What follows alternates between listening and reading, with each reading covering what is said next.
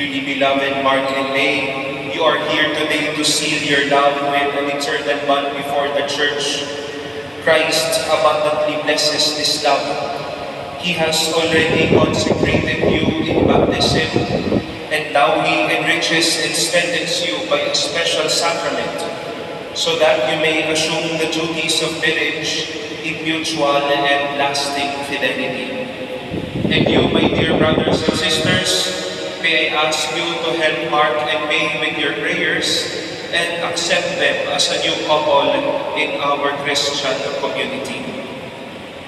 And so, Mark and May, in the presence of the Church, may I ask you to answer truthfully the following questions.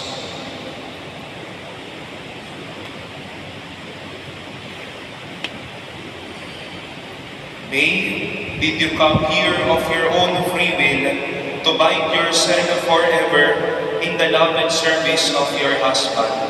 Yes,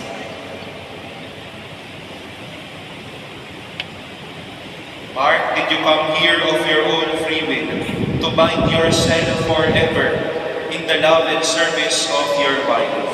Yes, Father. Are you ready to raise as good Christians the children whom God will give you? Yes, Father. Mark and May, since you wish to contract holy matrimony, please join your right hands and express your intention before God and His Church.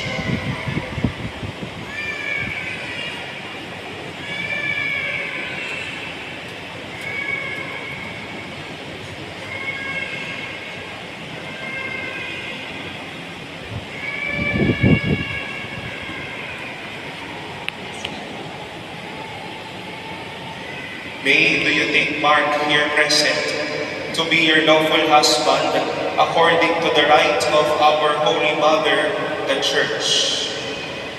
I do. Yes, I Do do. you give yourself to him as his wife? Yes, I do. Do you accept him as your lawful husband? Yes, I do. Mark, do you think May here present to be your lawful wife according to the right of our Holy Mother, the Church? Yes, I do. Do you give yourself to her as her husband? Yes, I do. Do you accept her as your lawful wife? Yes, I do. Mark and may I now request you to recite this prayer together. O Lord,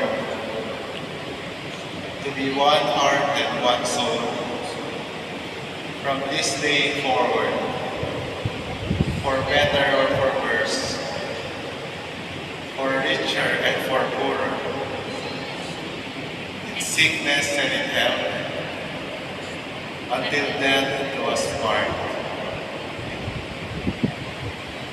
And I, by the authority of the Church, calling on all those present here as witnesses, confirm As a sign of my love and loyalty, in the name of the Father, and of the Son, and of the Holy Spirit.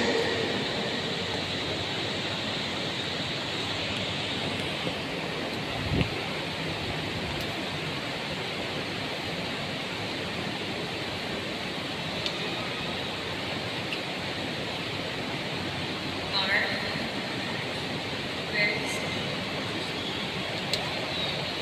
As a sign of my love and loyalty, in the name of the Father, and of the Son, and of the Holy Spirit.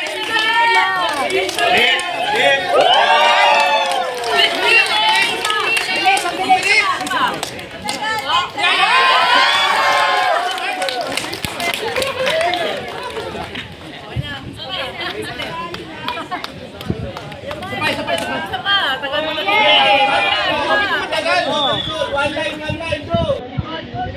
Okay, Mike, lamang tayo sa couple. Ikot,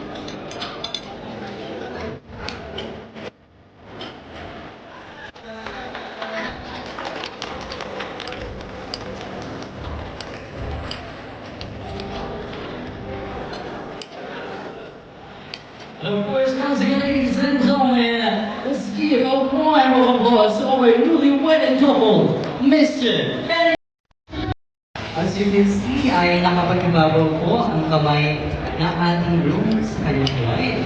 Because we believe na ating groom po ang siyang maglalabay rin sa kanyang bride.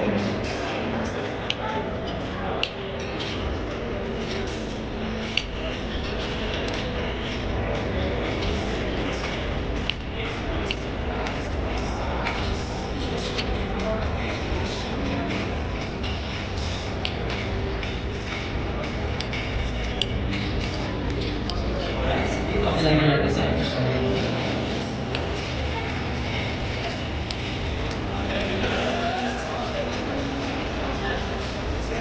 And now, ma'am, ayan, basin po tayo sa gitna. Punta po tayo sa mga ating cancer.